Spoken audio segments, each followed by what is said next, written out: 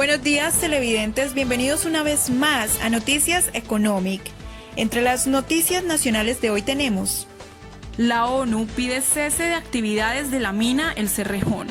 El relator especial de la ONU sobre derechos humanos y el medio ambiente pidió este lunes a Colombia que suspenda al menos temporalmente las actividades de la mina de carbón El Cerrejón, ya que daña gravemente el medio ambiente y la salud del pueblo indígena Wayuu. El yacimiento es el más grande a cielo abierto de América Latina y limita con las tierras protegidas de esta comunidad. Así lo expresó David Boyd. Llamó a Colombia a implementar las directrices de su Corte Constitucional y hacer más para proteger a la vulnerable comunidad Wayuu de la Reserva Indígena de Provincial contra la contaminación de la mina El Cerrejón y contra la COVID-19.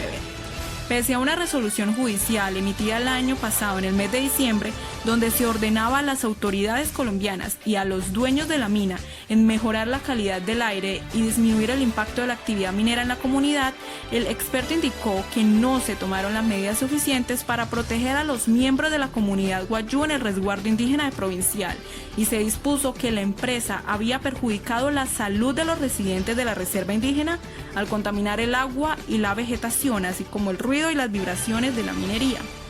En respuesta a esta situación, la empresa transportó agua a los residentes en camiones cisterna. Pese a esto, la contaminación acuífera impidió que las comunidades tuvieran acceso a agua limpia desde el inicio. Esto ha hecho que la comunidad Wayuu dependa en mayor medida de las fuentes alternativas de agua, lo que la deja más expuesta al riesgo de COVID-19. Finalmente, el relator concluyó diciendo: es absolutamente vital que Colombia proteja los derechos de los pueblos indígenas a la vida, la salud, el agua, el saneamiento y un medio ambiente seguro, limpio, sano y sostenible, deteniendo la minería cerca de la reserva provincial hasta que pueda realizarse de forma segura. Las finanzas del sistema de transporte integrado presentan un déficit de 2,97 billones de pesos. Según los datos de la Asociación Latinoamericana de Sistemas Integrados de Transporte para la Movilidad Urbana Sustentable, SIMUS, y la información de la revista Portafolio, la pandemia acrecentó la crisis que este sector presentaba antes del inicio de la misma. Las 7 ciudades que cuentan con sistemas integrados de transporte en Colombia son Bogotá, Medellín, Cali, Barranquilla, Pereira, Bucaramanga y Cartagena. En febrero, el déficit era de 970.000 millones de pesos. Actualmente, la cifra alcanza los 2,97 billones. Esto se explica en gran medida que al principio del año se realizaban 5,3 millones de viajes al día y se percibían ingresos diarios de 12.500 millones de pesos. Los viajes se han reducido a 1,3 millones al día y los ingresos que se perciben son de 3.000 millones. En cambio, el valor de los gastos diarios se han mantenido en 14.000 millones de pesos. Fernando Izaza, el gerente del Sistema de Transporte Integrado de Barranquilla, Transmetro, comenta que le han solicitado al gobierno nacional subsidios por el hecho de que el aforo que se está logrando es del 50%. Pero se está gastando la misma gasolina. El gobierno, dice Izaza, no les ha brindado apoyo y los remite a las entidades territoriales. La solución que SIMUS plantea, teniendo en cuenta que el 92% de los ingresos de estos sistemas de transporte provienen del pago de tarifas, es estructurar un plan de financiamiento entre el gobierno nacional y las entidades territoriales. Abriendo paso en el negocio de la generación y transmisión de energía eléctrica en Centroamérica está prácticamente en manos de empresas colombianas. El grupo EPM, Interconexión Eléctrica, ISA, Celsia y el Grupo Energía Bogotá, GEP, que vienen desde hace una década abriendo camino en las regiones de Centroamérica de forma directa o con filiales para realizar su tarea en presencia en Panamá, Costa Rica, Nicaragua, El Salvador, Honduras, Guatemala y México. No solo para consolidar su operación, sino a paso para fortalecer los activos que poseen en Centroamérica. La apuesta de la JEP en Centroamérica es Guatemala y el negocio de transmisión de energía. Luego de una década de operaciones, hoy son los líderes del mercado con el 22% de la participación a través de las filiales Trexa y EVIS. Panamá y Guatemala son los países en donde se registra el mayor número de negocios en generación y distribución de energía que manejan empresas colombianas.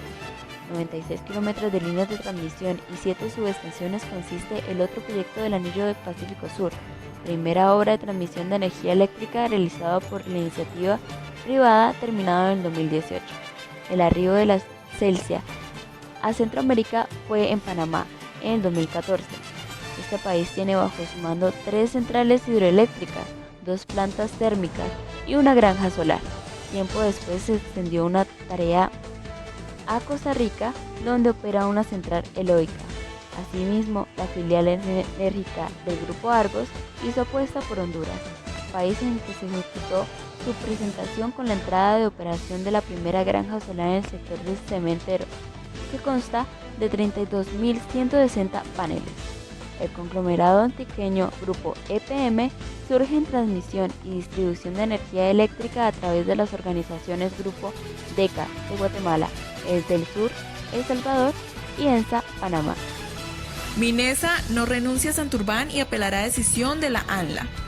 Tras el anuncio realizado este fin de semana por la Agencia Nacional de Licencias Ambientales de archivar el trámite administrativo de evaluación de licencia ambiental presentado por la Sociedad Minera de Santander, más conocida como Minesa, han surgido muchas reacciones. Una de estas es por la misma compañía, propiedad de Mubadala Investment Group, o Grupo Empresarial de Inversión y Desarrollo del Gobierno de Abu Dhabi, afirmando que esta sociedad ha desarrollado una solicitud de licencia completa, con base en 5 años de extensos estudios técnicos representados por más de 8.000 páginas de información. Aseguraron que Minesa estudiaría la posición de la ANLA en detalle cuando esa compañía reciba la notificación de dicha autoridad. Sin embargo, recalcaron que su intención es apelar la decisión. La compañía tiene previsto comenzar la explotación de oro en el proyecto denominado Soto Norte, ubicado entre los municipios de California y Suratá, en intermediaciones del páramo de Santurbán el próximo año. La meta de la empresa era extraer 11 toneladas de oro al año y generar una inversión cercana a los $1.250 millones en los primeros 4 años de ejecución, pero la ANLA frenó en seco esas aspiraciones empresariales al señalar que el equipo técnico de esa entidad no podía emitir una decisión de fondo sobre el proyecto minero, luego de realizar el análisis al estudio del impacto ambiental y a la información allegada posteriormente por la empresa. El proceso de evaluación contó con más de 30 profesionales y expertos en geología, hidrogeología, geotecnia, geoquímica y calidad del aire, al igual que el apoyo de 5 profesionales de la Facultad de Minas de la Universidad Nacional con sede en Medellín. Exportaciones colombianas cayeron 21,3% en agosto de 2020. De acuerdo a la información suministrada por el Departamento Administrativo Nacional de Estadística, las exportaciones de agosto de este año fueron de $2.570 millones, 694 millones de dólares menos que en el mismo mes del año anterior. En lo que respecta al sector de manufacturas, sus exportaciones se redujeron un 17,2%, que corresponde a $120 millones. En el sector de productos agropecuarios, las exportaciones de flores y follaje, la cuarta partida arancelaria más exportada por Colombia en 2019, tuvo un decrecimiento en sus ventas externas del 7,1%, equivalente a $45 millones. Las exportaciones de combustibles y productos de las industrias extractivas, que representan más del 50% del total de ventas que Colombia realiza, se redujeron en un 35,2%. que corresponden a más de $1.700 de diferencia. En lo corrido del año, las exportaciones colombianas se han reducido en $20.292 millones con respecto al mismo periodo del año anterior.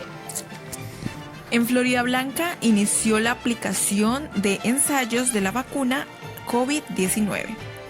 Este miércoles 7 de octubre inició la aplicación de la vacuna AD26-CoV-2S, desarrollada por Janssen, la compañía farmacéutica de Johnson & Johnson. Los ensayos clínicos se están efectuando en 10 centros hospitalarios del país. Uno de ellos es la Fundación Cardiovascular de Colombia, ubicada en Florida Blanca, Santander, donde ya se aplicó la primera dosis. Desde el pasado mes de septiembre inició el reclutamiento de varios voluntarios, que en el caso de la fundación se presentaron más de 900 personas y fueron seleccionadas 500 voluntarios para este estudio. La vacuna se aplica en la parte superior del brazo. Es intramuscular como se aplica la mayoría. Lo que se ha venido observando en términos de seguridad es que con más frecuencia hacen una reacción de dolor de cabeza y fiebre, pero tienen todo un equipo humano de 30 personas para cuidar los pacientes. A la mitad de los voluntarios se les aplica el elemento activo, es decir, la vacuna, y a la otra mitad el placebo, que en este caso es agua destilada. Johnson & Johnson les manda las ampollas igualitas y marcadas con un número, y nadie sabe cuál es la vacuna y cuál es el placebo. En cuanto al tiempo de seguimiento, el doctor señala que durante estos 2 años los pacientes serán monitoreados con un grupo de especialistas que por medio de consultas y exámenes de laboratorio analizarán los síntomas que pueden llegar a presentar y se verificará si contraen o no el virus. Superindustria ordena a TikTok cumplir con ley de protección de datos. El pasado 5 de octubre, la Superintendencia de Industria y Comercio ordenó a las empresas ByteDance Limitada, TikTok Inc. y TikTok Lite implementar medidas acordes con el estándar colombiano en cuanto al tratamiento de datos personales.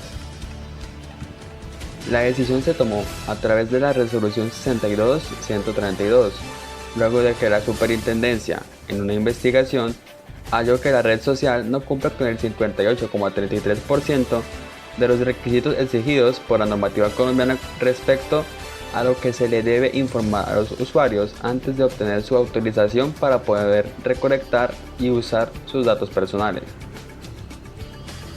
La novedosa red social china ya cuenta con más de 12 millones de usuarios en territorio colombiano. Algunas de las medidas ordenadas por la Superintendencia son la traducción de la política de tratamiento de datos al español y el registro de sus bases de datos con información colectada en territorio colombiano en el Registro Nacional de Bases de Datos, manejado por la Superintendencia. Ahora, en la sección de noticias internacionales tenemos... Siguiendo con las noticias, las principales empresas tecnológicas del mundo resultaron duramente cuestionadas en el documento del legislativo presentado este martes, en el que son acusadas de abusar de su posición dominante en los mercados para establecer las reglas y los precios para el comercio electrónico, las búsquedas, las redes sociales y la publicidad en línea, entre otros aspectos. El Comité de la Cámara de Representantes de Estados Unidos se refirió a Amazon, Facebook, Google y Apple como el tipo de monopolio que se vio por última vez en la época de los magnates del petróleo y de los ferrocarriles.